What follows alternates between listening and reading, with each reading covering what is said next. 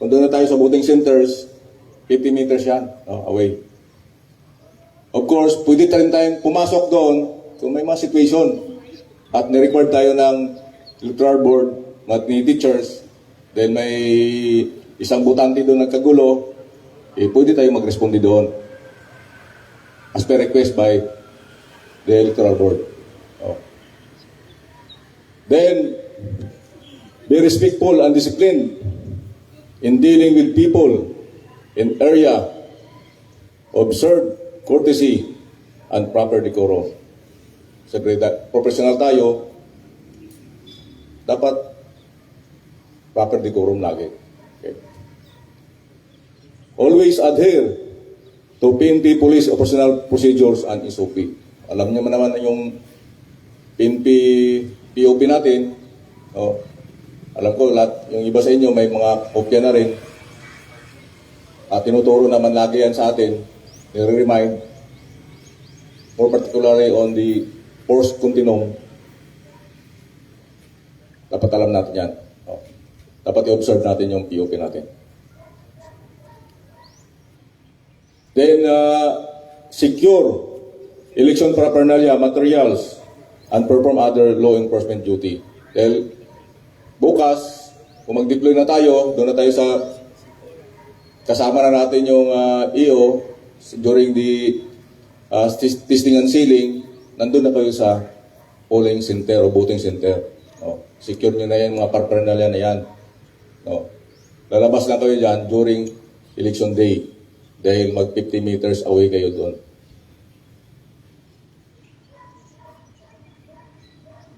Then prevent exploitation and harassment by any person or organized groups. Alam nyo na yan. Maintain close coordination with local election officer for election-related matters or incident. Dapat kayo may mga hotline na kayo ng police station, ni COP, ni TOC, yung Tactical Operation Center nila na hotline, meron dapat kayo. Dapat mayroon din kayong cellphone number ng election officer para anytime pwede kayong tumawag. Kung saan kayong bayan naka-assign, dapat may mga hotline na kayo. Then yung mga may polling center na walang telco signal pero mayroong piso wifi, advice naman natin sa mga tubo police na magkuha ng messenger. At least mag-group chat para makapag-send kayo sa messenger. Dahil maraming voting center na walang telco signal but mayroong mga piso wifi. Kaya makapag-communicate na rin tayo.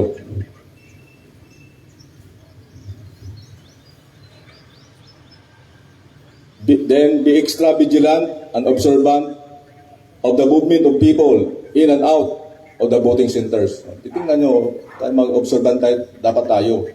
Baka meron dyan mga kahina-hinala. Take action.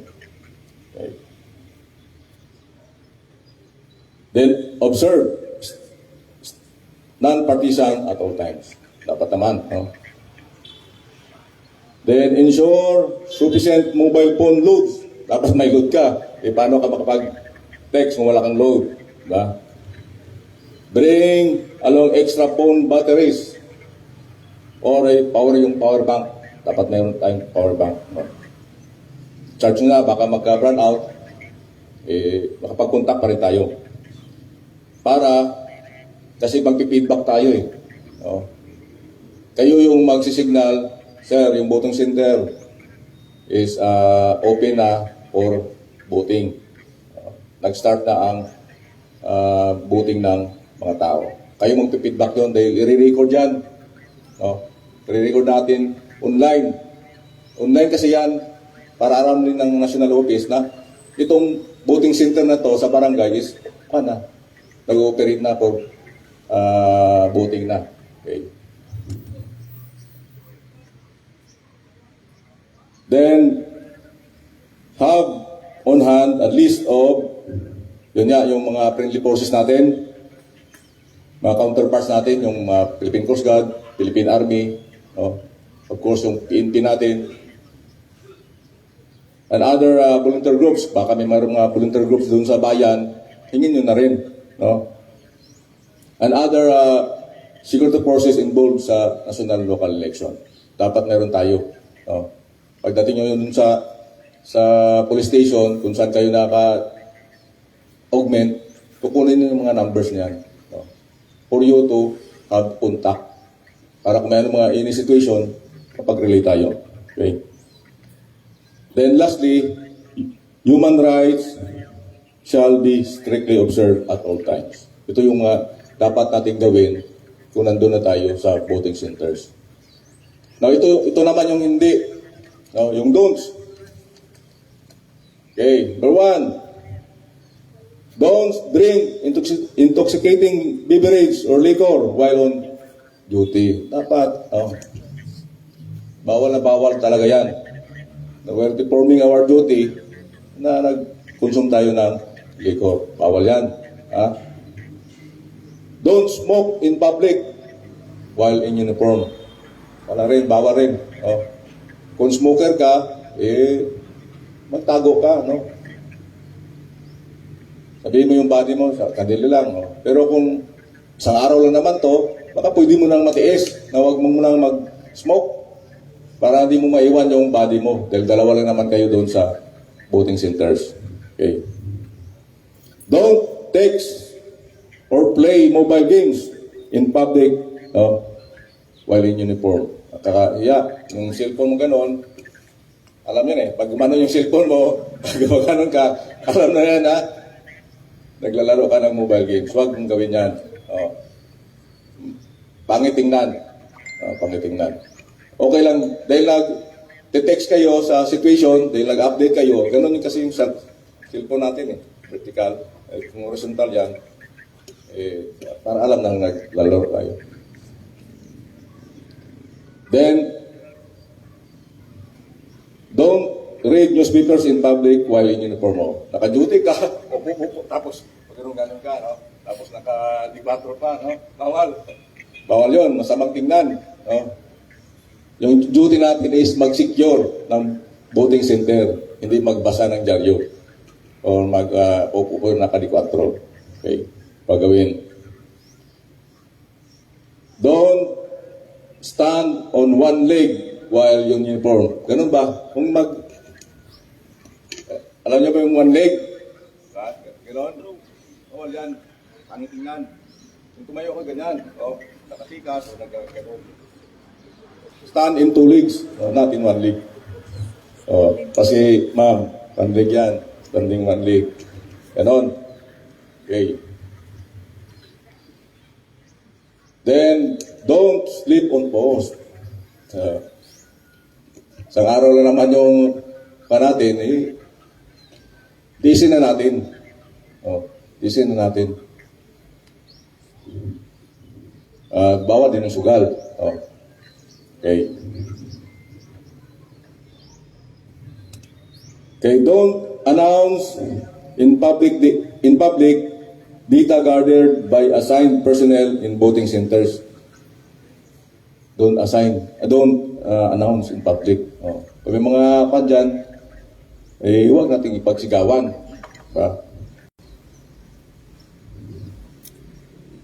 Don't listen to radio or music or watch movies on your mobile phones while on duty.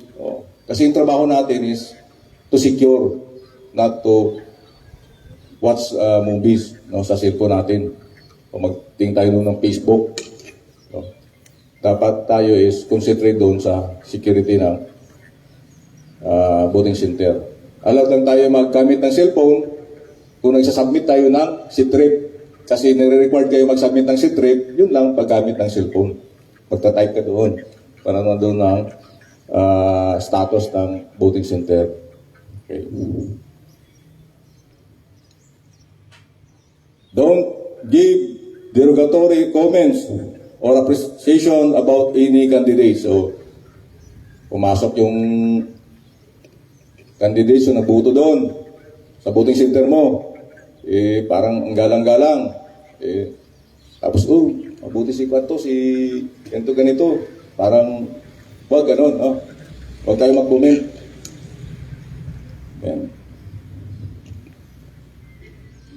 Don't converse, chat with candidates, no, so, or supporters in voting center. Iwasan niyo sila. No? Siguro kung magtanong, pwede mong sagutin.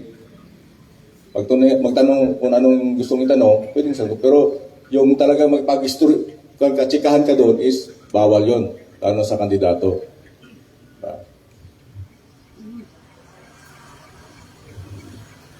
Don't enter in polling places, precincts, unless requested by electoral boards in writing or when casting votes. Oh. Huwag tayong pumasok doon sa polling center o polling place kung hindi ni-request ni electoral board. Or kung dyan ka nakabuto, pwede ka naman pumasok para bumuto lang. Oh. Kung hindi ka ni-request, sabi, Sir, usually, kung emergency yan, mayroon na silang proforma na papel dyan na ready to pan. I-sign niya lang niya yan, tapos ibigay sa inyo. Pwede na kayong pumasok doon sa polling place dahil mayroong situation doon. Oh. Kaya kung wala yon, hindi kayo papasok. Oh. Pero kung magsabi, Sir, mayroong emergency, hindi ko lang nadala, paglabas ko dito, pero pag ko is tupalo na lang yung request, pwede naman yun. Oh. Basta mayroong laging request. Oh. Kasi emergency. Oh. Dapat tingnan mo siya ng request. Napakakalam ko dyan, para may proforma na yan, isign na lang ni electoral board. Oh. O ni teacher na nakasign dyan. Okay. Dalawa lang ha, pwedeng pumasok doon, na-request ni electoral board, or kung dyan ka nagbubuto, yung bubuto ka. No. Other than that, you're not allowed to enter 50 meters ka lang away from the voting center. Then, don't abandon your post. Kung doon kayo, huwag niyong iwanan. No. Huwag niyong iwanan yung post niyo. Dahil kayong nakatas dyan to secure. Of course, don't allow candidate supporters to distribute campaign materials during election day. Bawal na kasi. May 11, bawal na mag-campaign. May 12 hanggang May 10 lang. Kaya bawal na yung magbigay-bigay dyan ng mga, mga kung sinong iboto. And of course, don't campaign any candidates.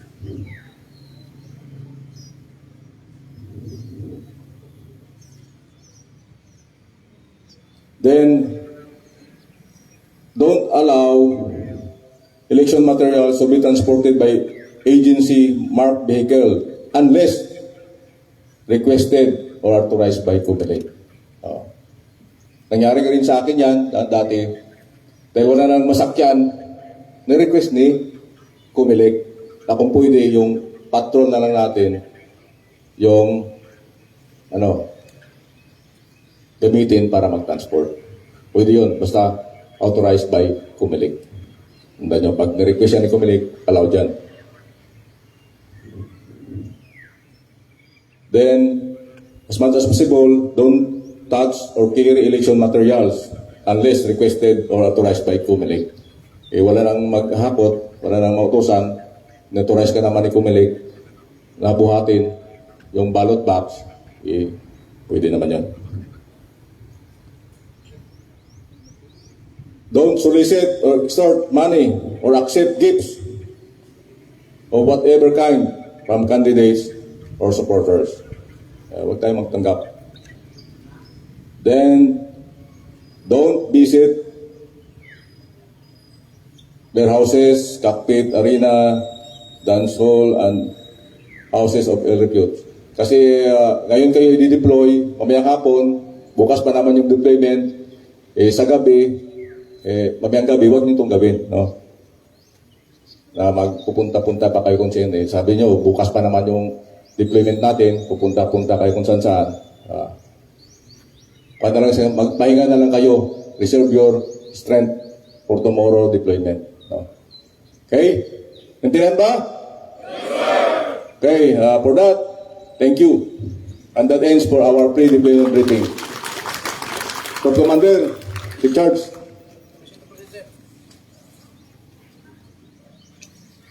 Lupo!